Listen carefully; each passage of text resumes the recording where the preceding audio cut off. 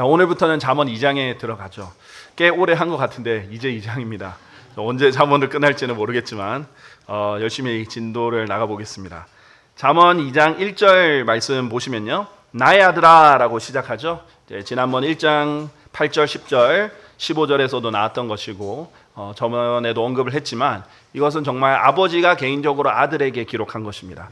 역사적으로는 당연히 이제 솔로몬이 르호보암에게 쓴 것이지만 우리가 이것을 읽을 때는 하나님 아버지께서 저에게 개인적으로 준 것으로 이 역사적 상황을 이해한 다음에 적용을 해야 될 것입니다.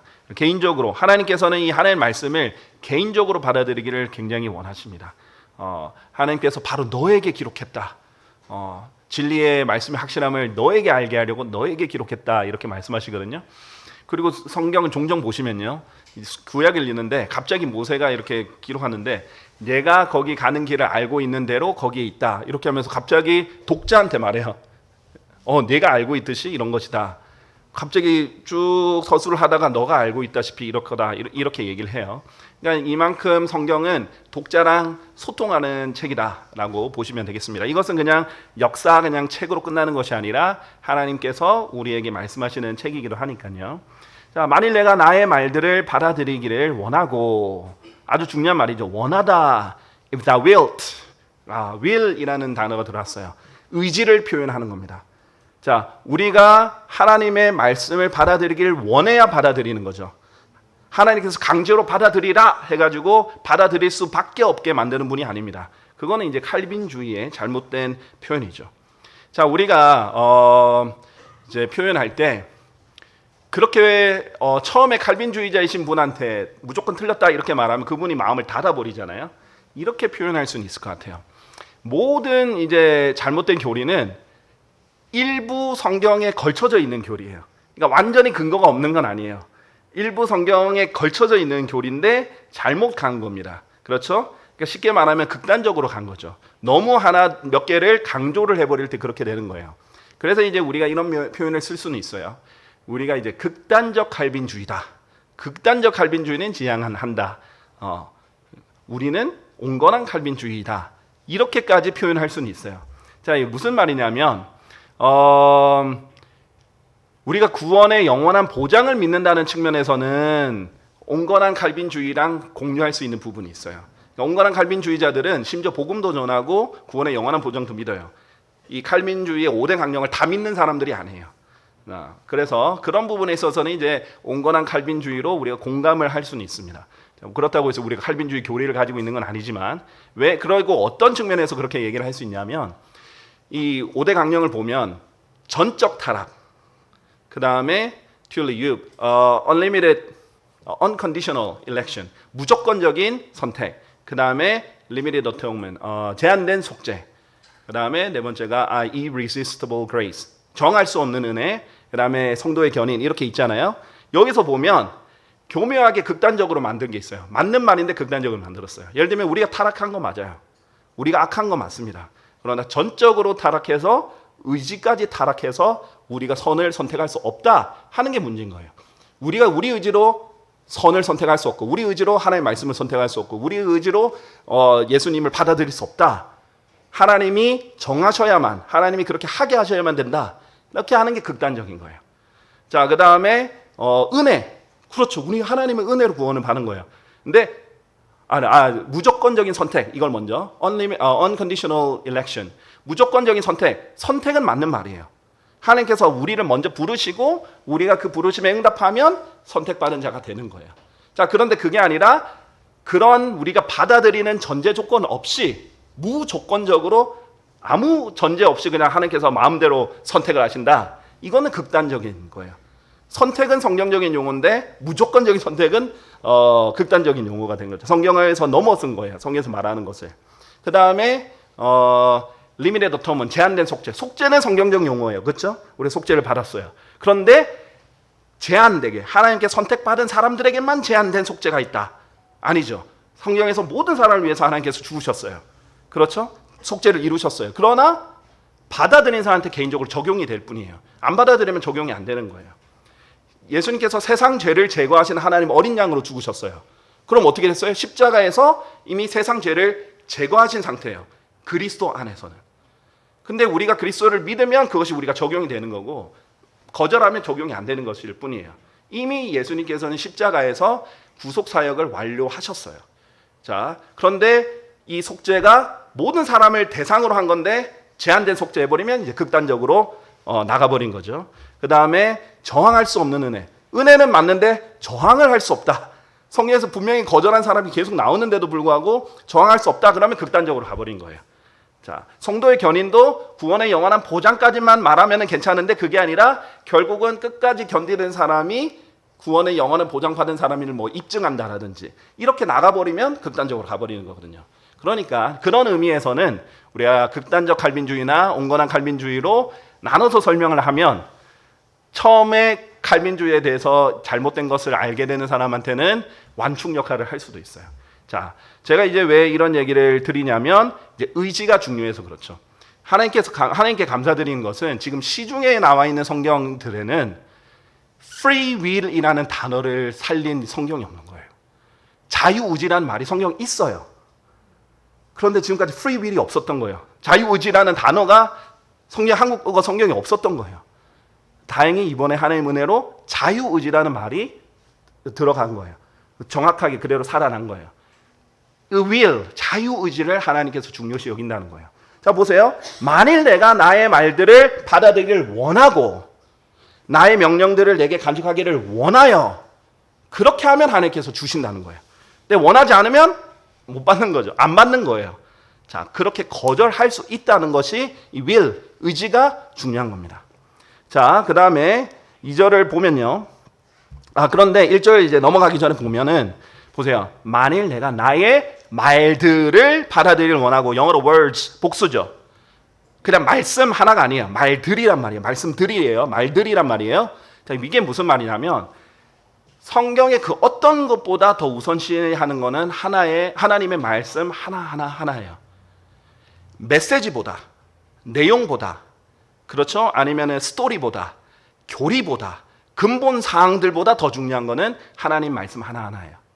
하나님 말씀 하나하나가 잘 지켜졌을 때 바른 교리가 나오는 거고 거기서 그리고 뭐 근본 사항도 나올 수도 있는 거고 다른 것도 나올 수 있는 거지. 좋은 메시지도 나올 수 있는 거고 설교도 나올 수 있는 거지. 하나님 말씀들 하나하나가 지켜지지 않으면 전제 조건에서 틀린 거죠.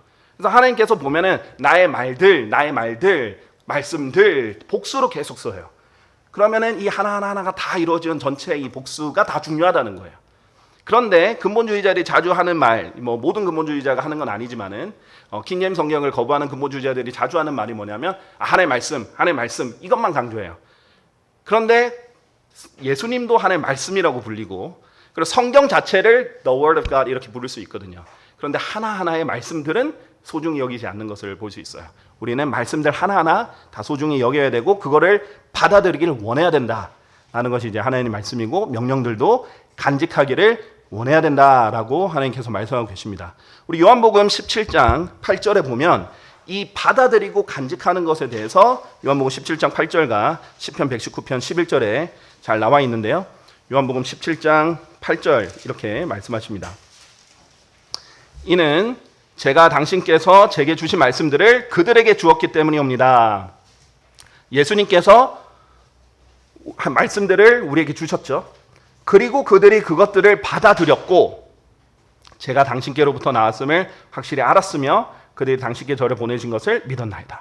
하나님의 말씀을 받아들였고 알았고 믿었다. 이렇게 말하고 있죠. 여기서 받아들이는 과정이 없으면 애초에 아무것도 성립되지 않습니다. 알 수도 없고 믿을 수도 없게 되는 거죠. 이 전제 받아들이는 것이 매우 중요하다. 이거는 의지의 개입이다. 내가 선택하는 거다라는 거고요. 그 다음에 시편 119편 11절을 보시겠습니다. 시편 119편 11절에 우리가 잘 아는 유명한 말씀이 있죠. 이렇게 말씀하십니다. 제가 당신의 말씀을 제 마음속에 간직하였사오니 제가 당신을 대적하여 죄를 짓지 아니하려 함이니이다 라고 되어 있습니다. 제 마음속에 간직하였습니다. 이렇게 hide, 마음에 깊이 숨기듯이 깊이 넣는 것을 말하죠. 간직했다라는 거예요. 자, 받아들일 뿐만 아니라 소중히 간직하는 것. 이 하나님의 말씀들을 그렇게 받아들이는 전제가 있어야 2장 1절에 이게 전제입니다.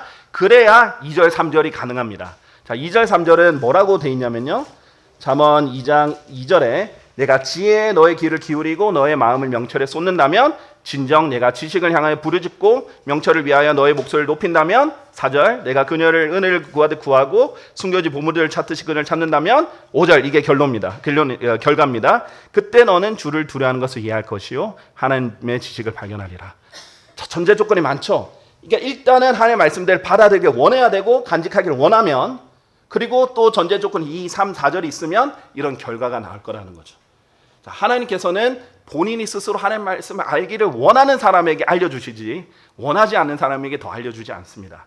자, 이것이 이제 중요한 부분입니다. 자, 우리 여기서 보면 지금 마음에 간직하는 것, 명령들을 간직하는 것과 귀를 기우는 것, 마음을 쏟는 것, 이런 지금 귀와 그 다음에 마음과 또 말들을 받아들이고 듣는 것, 이런 것들이 이제 통합적으로 연관되어 있습니다. 자, 성경에 보면은 귀와 말씀, 귀와 마음, 눈과 마음과 연관된 말이 굉장히 많이 나와요.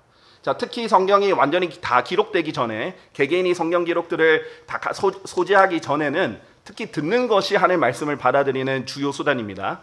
자, 지금도 우리가 들을 수는 있지만 주요 수단이 이제 그때는 듣는 게 더 먼저가 되는 거죠. 그런 다음에 그것이 말씀으로 받아들인 거. 지금 이제 성경 기록이 기록되고 나서는 점점 더 눈으로 보고 성경 말씀을 그 다음에 마음으로 간직하는 것. 이것들이 이제 연관되어서 성경에서 많이 나옵니다. 그러니까 이게 하나님의 말씀을 받아들이는 입력 방법이죠. 수단입니다. 그러면 그것이 이제 마음으로 들어가게 되는 거예요. 그래서 눈과 귀는 성경에서 굉장히 중요하게 나옵니다. 눈으로 무엇을 보느냐? 몸의 빛인데 무엇으로 채우느냐? 하나님의 말씀이라는 강렬한 빛으로 채우느냐? 아니면 이 세상의 어두운 것들로 채우느냐에 따라서 이 안에 어둠이 되느냐 빛이 되느냐가 달라지는 거죠. 그래서 눈과 귀에 하나님께서 자주 얘기하시고 강조하십니다.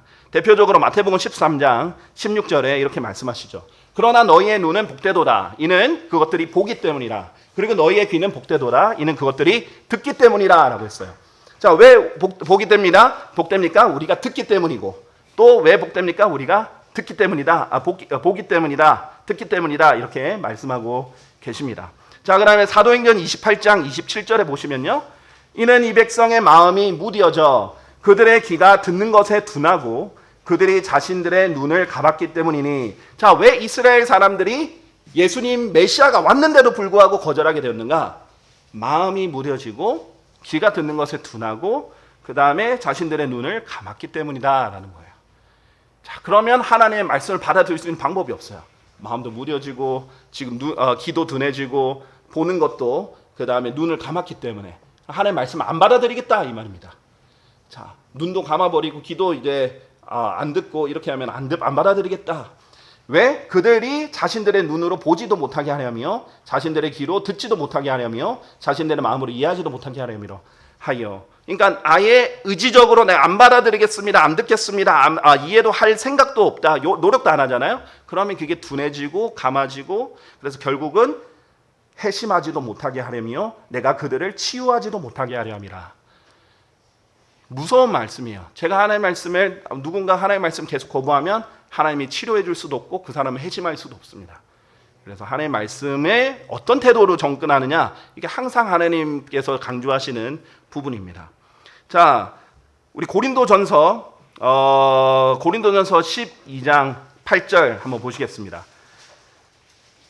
지금 잠언 2장 2절 3절을 보면 지혜, 명철, 지식 이런 말이 계속 반복해서 나옵니다. 1장에도 나왔고 2장에도 지금 나와요. 이게 하나님의 말씀을 표현할 때 가장 많이 등장하는 것 중에 하나는 수식 표현입니다. 지혜의 말씀, 지식의 말씀, 또 명철의 말씀, 이렇게 많은 수식이 필요한데요. 고린도전서 12장 8절에 보면 은사들이 있는데, 은사들이라는 것은 하나님께서 선물로 주신 재능이에요. 하나님께서 선물로 주신 재능 중에는 지혜의 말씀이 있고 지식의 말씀이 있어요. 어떤 사람은 지식을 체계적으로 가르치는 걸 잘하는 사람이 있고, 어떤 사람은 지혜롭게 전달해서 삶에 적용할 수 있게 해주는 사람이 있어요. 근데 이건 은사는 하나만 가지는 건 아니에요. 특히 이제 2개, 3개 하나님께서 더 주실 수 있습니다. 이거는 은사도 구하면 더 줘요. 그 다음에 그것을 간절히 원하면 더 주실 수 있어요. 안 주실 수도 있지만은 더 주실 수 있는 영역이에요. 그래서 더 은사들보다 최상의 것을 추구하라 했는데 알고 보니까 charity, 희생하는 사랑을 추구하니까 그것이 더 좋은 것이다 라고 인도를 하잖아요. 그래서 추구할 수 있어요. 그리고 은사들 중에는 예언의 은사, 그렇죠? 예언의 은사라는 뭐예요? 이 책이 예언의 책이잖아요. 이 책을 교리적으로 선포하면 그것이 예언이에요. 자, 저희가 이제 거리에서 하나님 말씀 선포하고 복음 선포할 때도 주 예수 그리스도를 믿으십시오, 그래야면 구원을 받습니다, 이러면은 예언이에요. 예언의 말씀이 있는 대로, 그렇죠? 죄인은 지옥으로 갑니다, 예언입니다. 제가 교리적으로 앞으로 이렇게 될 것입니다, 예언이에요.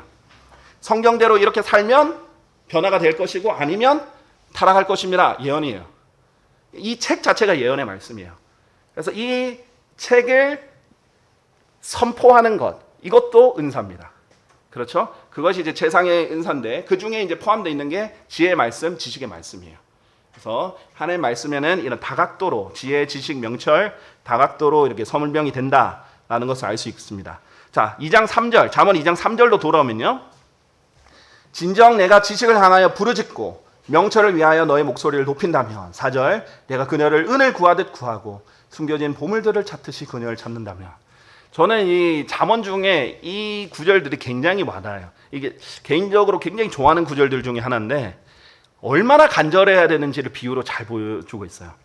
우리가 원해야 될 뿐만 아니라, 의지적으로 원해야 될 뿐만 아니라, 그리고 그냥 듣는 게 아니라 귀를 기울여야 되고 마음을 쏟아야 되고, 그럴 뿐만 아니라 막 부르짖고, 지식을 향해서 부르짖고 명철을 해서 목소리를 놓아가지고 하나님 제발 알려주십시오, 제가 더 하나님의 말씀 더 잘 이해하게 도와주십시오. 그 다음에 막 은을 구하듯 보물들을 찾듯이. 안 와닿을 수 있어요. 자, 만약에 우리 집에 누군가 1,000,000원짜리를 10군데 숨겨놨다. 그러면은 열심히 찾아보지 않겠습니까? 샅샅이 찾아보겠죠?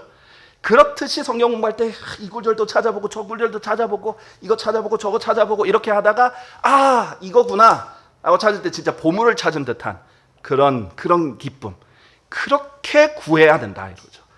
그러니까 하나님은 진짜 신격이지만 우리처럼 이제 인격체세요. 그래서 하나님은 자신의 것을 소중히 여기는 사람을 더 좋아해요. 더 주고 싶어요. 자, 야곱은 굉장히 비열하고 거짓말쟁이고 속이는 사기꾼 같은 사람이잖아요. 그런데 왜 하나님께서 내가 야곱은 사랑하였고 에서는 증오하였다라고 하시나요? 에서는 겉으로 보면은 그냥 훌륭한 사람이에요. 열심히 사냥해오고 집에 먹을 거 가져오고, 그렇죠? 결혼도 일찍 해가지고 막 부양을 하고 튼튼하고 뭐 훌륭한 남자예요. 그런데 하나님의 복을 그냥 가치 없게 여겨버리죠. 그렇죠? 한 그릇 이 음식을 위해서 자기 장자권도 팔아버리고 소중히 여기지 않아요. 근데 야곱은 온갖 잔머리를 다 써서라도 이 복은 내가 받고 말이라.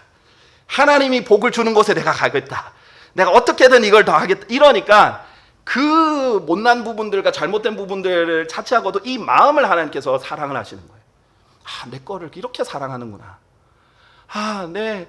하나님의 말씀들 하나하나가 너무 귀하네요. 제가 더 알기를 원합니다. 더 알려주세요. 하고 이렇게 구하고 찾고 부르짖고 이러면 그래, 내가 알려줄게. 더 알려주고 더 알려주고 한다는 거예요. 이것도 역시 마음의 상태입니다. 하나님의 말씀을 대하는 자세, 태도가 어떠냐, 이것이 중요하죠. 자, 5절에 보면 그 결과, 우리 결과, 아름다운 그 결과가 나옵니다. 이 결과가 그때 너는 주를 두려워하는 것을 이해할 것이요 하나님의 지식을 발견하리라 라고 했습니다. 우리가 열심히 찾으면 발견할 것이다 라고 하고 있고요. 주를 두려워하는 것을 이해할 것이다 라고 해서 understand, 이해를 할 것이다 라고 했어요. 이 이해라는 건 참 중요한 것 같아요. 보세요. 지식의 시작은, 주를 두려워하는 것은 지식의 시작이다. 주를 두려워하는 것은 지혜의 시작이다. 이렇게 했거든요. 이게 얼마나 중요한지 성경이 말하고 있는 거예요. 자, 그런데 주를 두려워하는 것을 지식적으로 뭐 그냥 좀 쌓을 수 있어요. 이게 이거고 이거구나. 근데 중요한 거는 체감하는 거예요. 하나님이 이렇게 두려우신 분이구나. 이해를 하는 거예요. 하나님 정말 두려우신 분이구나. 왜 이래서 하나님 두려워하는 게 더 필요하구나. 더 공감하고 이해하고 피부로 와닿고 그렇게 하는 게, 하나님 말씀을 이렇게 구하면 구할수록, 이렇게 간절히 바라면 바랄수록, 그렇게 할수록 더 알게 된다는 거예요. 자, 이게 비결이에요. 주를 두려하면 여러 좋은 결과들 전에도 설명을 드렸죠? 있는데 뭐예요? 죄랑 멀어지고 빠이빠이 할 수 있고, 하나님께서 안전함을 주시고 그게 보물이라고 하셨고, 하나님께서 우리를 자식처럼 또 정말 더 많은 자비를 주시고, 또 하나님께서 그 주를 두려하는 사람에게는 담대함을 또 주시고, 여러 가지 이 보물과 같은 것들이 이 결과로 나온다. 결국 뭐예요? 농부든 시골 사람이든 교육을 못 받았던 D.L. 무디 같은 사람이든 상관없습니다. 이 하나님 말씀을 갈구하면 돼요. 간절히 여기고 소중히 여기고 갈구하면 그런 엄청난 지혜들을 갖게 됩니다. 그러면 이제 그리스도의 심판서 갔을 때는 그런 사람은 하나님께 드러나겠죠. 이 사람이 진짜 훌륭한 나의 정말 신실한 종이었다, 이런 게 드러나겠죠. 귀한 것들을 발견하게 됩니다. 우리가 바랄 수 있는 최상의 것이 뭐예요? 주를 두려워하는 것을 이해하고 하나님 지식을 발견하는 거잖아요. 그리고 이 건전한 하나님이 마련하신 건전한 지혜, 이 세상의 악한 지혜 말고 건전한 지혜를 알게 되고, 이 귀한 보석들을 우리가 정말 금강에 가서 보물 캐듯이 열심히 노력하면 할수록, 원하면 원할수록 하나님께서 주신다는데 왜 안 하겠습니까? 우리에게 달려 있는 거예요. 하나님은 보물 창고의 주인이세요. 얼마든지 우리가 평생 갈구하고 원해도 절대 고갈되지 않는 이 보물 창고입니다. 지혜, 지식, 명철, 이거 보물 창고예요. 캐도 2000년 동안 캐도 이 성경은 다 못 캤어요. 자, 이것도 얼마든지 줄 준비가 되어 있습니다. 어떤 사람에게 열심히 부르짖고 달라고 애걸복걸하고, 마치 야곱이 죄 천사를 붙들고 늘어져 가지고 제발 보고 주십시오, 이렇게 해가지고 결국 하나님이 이겨버렸잖아요. 힘으로 이긴 게 아니라 간구하는 그 자세로 이겨버렸잖아요. 그렇게 하면 주신다는 거예요. 자, 여러분이 세상에 살면서 가장 갈망하고 가장 강렬하게 원했던 게 뭐가 있습니까? 그래서 그걸 위해서 정말 애절하게 정말 구해봤던 게 뭐가 있습니까? 뭐 아내를 그렇게 구해보신 적도 그런 분도 있으실 거고, 어떤 직장을 위해서 그렇게 애절하게 구하셨던 분도 계실 거고 있는데, 그것보다 더 간절하게 구하시면 됩니다. 그걸 발견한 사람은 하나님께서 안 쓰시겠어요? 그걸 발견한 사람 안 쓰시겠습니까? 그렇죠? 자, 6절 보세요. 이는 주께서 지혜를 주시며, 왜? 하나님이 지혜를 주시는 거예요. 그러니까 하나님이 소중하다 하는 거를 그렇게 갈구해야죠. 하나님이 지혜를 주시고 그분의 입에서 지식과 명철이 나오기 때문이라. 자, 하나님이 소스다, 하나님이 근원이다 라는 것이고요. 7절에 그분께서는 의로운 자들을 위하여 건전한 지혜를 쌓아두시느니라. 마치 보물 쌓아두시 쌓아두는 거예요. 그분께서는 올바르게 살아가는 자들에게 한 방어막이 되시느니라. 그리고 보호해 주시는 겁니다. 자, 지혜와 지식이 내 길에 안정이 될 것이다, 이렇게 하셨거든요. 하나님께서 보호도 해 주십니다. 그런 사람들이 가는 길에는. 근데 죄인들의 길에는 뭐가 있다고 하셨냐면 가시들이 있는 거, 가시나무들이 있는 거예요. 그러니까 사실 죄인으로 사는 것도 쉽지가 않습니다. 자, 열심히 죄 짓고 편법 쓰고 불법 해가지고 돈 긁어 모으면은 맨날 그거 혹시 경찰이 오면은 걸릴까, 누가 신고하지 않을까, 또 뇌물로 막은 건 뇌물로 더 많이 이렇게 막아야 되는 거고, 이 죄를 덮으려면 더 많은 죄를 덮어야 되는 죄로 덮어야 되고, 두 발 뻗고 잘 수도 없고, 얻은 거는 막 긁어 모아서 지게 됐는데 그걸 사실 쓰기도 힘들고, 그렇게 되는 거 아니겠어요? 저는 정치인마다 제일 이해가 안 되는 게, 왜 정치인은 그렇게 하려고 하는 걸까? 권력을 위해서 하겠지만은, 정치인이 되면은 맨날 재산이 막 공개되고 함부로 돈도 못 쓰고 뭘 해도 이렇게 되는데, 그렇죠? 그런데도 굳이 정치인이 돼서 재산을 긁어 모으더라고요. 대부분 그걸 그렇게 긁어 모은 사람들 쓰지도 못하더라고요. 마음대로 쓰지도 못해요. 어쨌든 간에 이 하나님께서는 건전한 지혜를 쌓아두시고 올바르게 살아가는 자들에게 방어막이 된다라고 하셨습니다. 자, 일단은 하나님의 지식을 알 수 있다는 측면에서 같이 보시면요, 일단 하나님은 우리가 100% 다 찾아낼 수 있는 분이 아니에요. 아무리 무한하게 우리가 1000년을 안다 해도, 심지어 영어시대에 가서 제 생각에는 영어시대에서 하나님과 함께 살면서도 늘 새로울 거예요. 늘 더 많이 알아가게 될 겁니다. 하나님이 너무 깊어요, 다 알기에는. 자, 로마서 11장 33절입니다. 로마서 11장 33절. 로마서 11장 33절. 오 깊도다 하나님의 지혜와 하나님의 지식 모두에 부요하시며 과연 그분의 판단들은 헤아릴 수 없으며 그분의 지나간 길들은 찾아낼 수 없도다라고 그랬어요. 이게 너무 부요하고 너무 깊어가지고 헤아릴 수도 없고 다 찾아낼 수도 없는 거예요. 그게 정상입니다. 자, 우리가 열심히 10년 성경을 공부했더니 하나님에 대해서 다 알아버렸어. 그러면 사실 하나님은 신비로운 분도 아니고 전지전능하신 분도 아니죠. 딱 그 정도 수준의 분이십니다. 10년 정도만 투자하면 되는 분이세요. 근데 그게 아니라 우리가 영원히 알아도 끝없이 알 수 있고 다 못 찾아내는 거예요. 자, 그 전제에서 하지만 갈구하고 노력할수록 더 많이 알아갈 수는 있습니다. 하지만 끝은 없겠죠. 자, 욥기 11장 7절 한번 보실까요?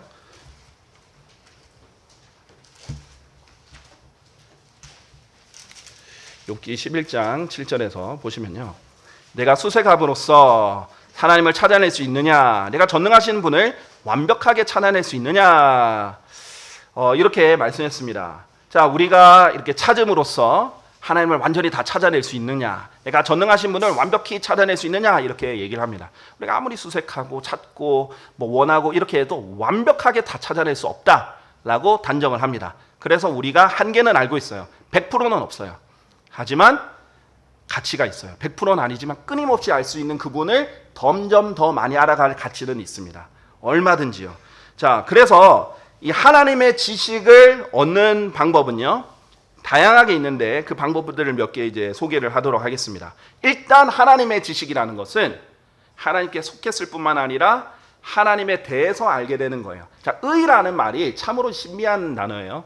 영어에서도 of란 단어가 굉장히 많이 다양하게 해석이 되기 때문에 이 교리적으로 핵심적인 전치사고요. 한국말도 의가 거의 동일한 기능을 합니다. 의 하면은 목적격도 됩니다. 의가 하면 주격도 돼요. 의가 하면은 속격도 됩니다. 그래서 예를 들면 그리스도의 믿음 이렇게 하면은 그리스도가 가지고 계신 믿음도 될 수 있어요. 그러니까 그리스도에 속해 있는 소유의 믿음이 될 수가 있어요. 그래서 그리스도가 주신 믿음이라고도 주격으로도 쓸 수 있고요. 그 다음에 그리스도를 믿는 것도 될 수 있습니다. 목적격도 될 수 있어요. 그러니까 그리스도의 믿음 했을 때는 이게 다 되는 거예요. 의가 그 역할을 해요. 우리나라 의도 그렇고 영어 of도 그렇고 하나님 지식도 마찬가지입니다. 이렇게 이제 of 같은 경우는 웬만하면 살려주는 게 좋아요. 다 역할을 다 하기 때문에. 그렇죠? 그런 이제 중요한 of라는 전치사인데요. 이 하나님의 지식은요, 일단 하나님이 스스로가 자기 계시해 주는 만큼만 우리가 알 수 있어요. 하나님이 계속 계시를 해 주셔야만 우리가 알 수 있는데 사무엘상 3장 1절을 한번 보실게요. 사무엘상 3장 1절.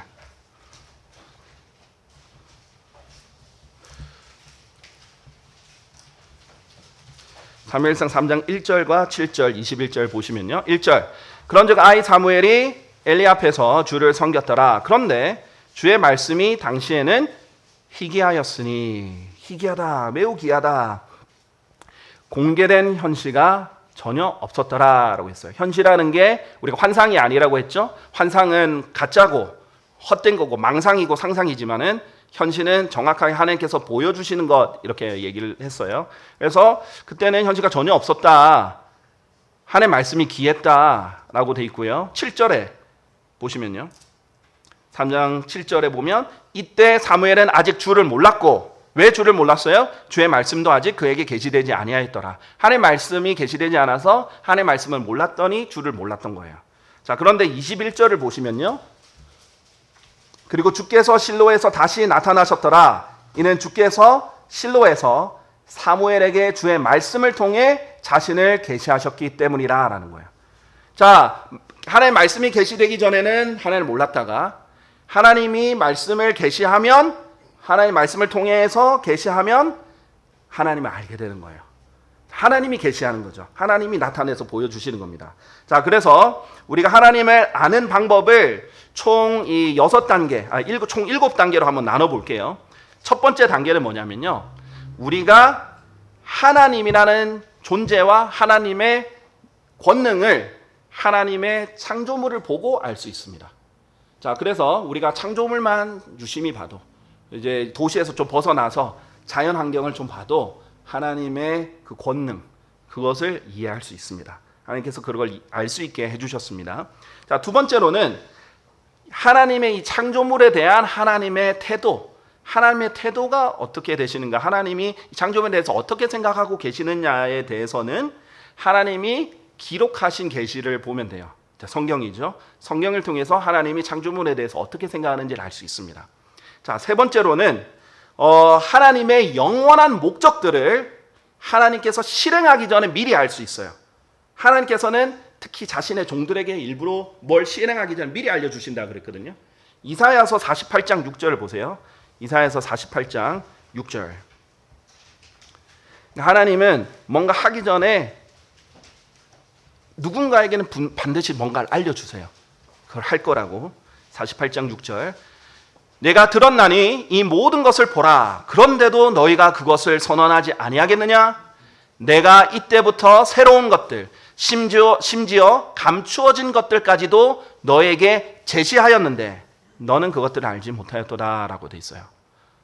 하나님께서 감추어진 것도 미리 제시하고, 그 다음에 하나님께서 말씀해 주시고, 그런데도 선언하지 않고 알려고 하지 않는 사람들은 알지 못하는 거죠. 하나님께서는 뭘 실행하기 전에 알려주신다. 자신의 종에게 하나님께서 알려주신다, 이렇게 돼 있습니다. 그러니까 하나님의 영원한 목적들도 미리 알 수 있다.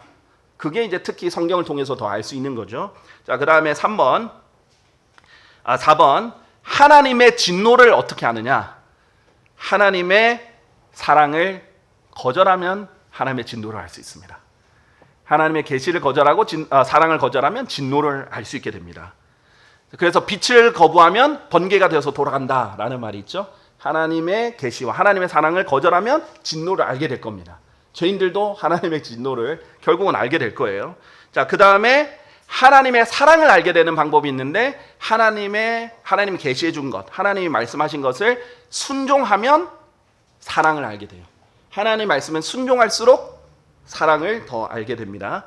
자, 그 다음에 하나님의 섭리적인 보호하심은 우리가 하나님을 찬양하고 기도하면서 하나님의 섭리적인 보호하심을 알게 될 수 있습니다. 자, 하나님께 찬양하고 기도할수록 우리가 하나님의 섭리적인 보호하심을 더 돌보심을 알게 되고요. 마지막으로 하나님이 이 세상에 있는 모든 것들, 철학, 과학, 예술, 음악, 스포츠, 종교, 정부, 돈, 수많은 이 세상에 있는 모든 것들에 대해서 하나님이 어떻게 바라보시느냐를 알려면 성경을 공부하면 됩니다. 그러니까 하나님께서 그것을 알게 해주셨어요. 그래서 하나님이 결국 하나님 알게 되는 방법은 성경으로 좀 집약이 되는데, 이런 다양한 관점으로 하나님 것들을 알 수 있다라고 되어 있습니다. 자, 그래서 불가지론자가 뭐죠? 우리는 아무것도 알 수 없다. 이 세상에서 확실한 건 아무것도 없다. 모든 것은 상대적이고 절대적인 것은 없다. 우리는 결국 아무것도 모른다. 우리가 아는 것은 우리가 모른다는 것이다. 이게 대학에서 배우는 겁니다. 결국은 그 비싼 등록금 내서 결론은 아무것도 모른다. 근데 막 지혜롭게 된 것처럼 이렇게 하는 거죠. 자, 일부 맞는 말이에요. 하나님을 배제하고 뭘 알려고 하니까 아무것도 모른다는 걸 아는 거예요. 자, 그 불가지론자는 변명할 수 없는 게 하나님을 알 수 있다라는 거예요. 문제는 뭐죠? 본인이 의지가 없었다는 거예요. 본인이 그렇게 하려고 노력을 안 했다는 거예요. 하면 분명히 알 수 있다. 하면 분명히 찾을 수 있다. 하나님을 배제하고 찾으려고 하니까 절대 모르는 거고, 하나님을 당연히 인정하고 진짜 진리를 찾으려고 하면 알 수 있다는 거예요. 결국 불가지론자는 정직한 사람들이 아니라 게으른 사람들이다 라는 것이, 하나님께서 그 불가지론자가 이 세상에 가장 이제 사실 무신론자보다는 불가지론자가 더 많아요. 특히 이제 요즘 철학들이 대학에서 길러내는 사람들이, 그런 사람들에 대한 하나님의 평가를 우리가 5절에서 7절까지 볼 수 있습니다.